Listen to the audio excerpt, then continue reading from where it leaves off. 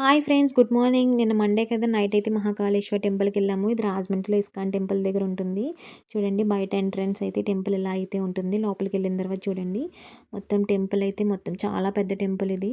చాలా బాగుంటుంది 4 సైడ్స్ నుంచి. ఇవాళ మండే కదా, క్రౌడ్ అయితే చాలా ఎక్కువగా ఉంది.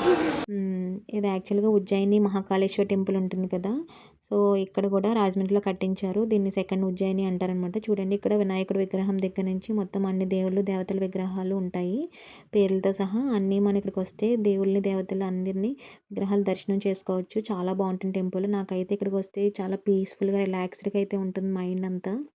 చాలా బాగుంటుంది. చూడండి, మొత్తం అన్ని విగ్రహాలు అయితే ఉన్నాయన్నమాట.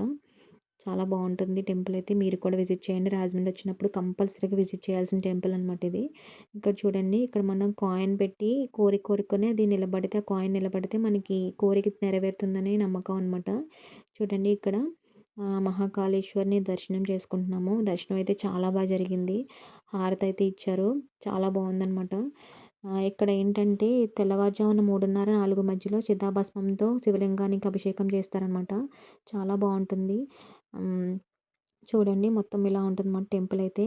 హారతి అయితే ఇస్తున్నారు ఇక్కడ. నేను వచ్చాను కదా, మీకు కూడా చూపిద్దామని వీడియో తీశాను అనమాట.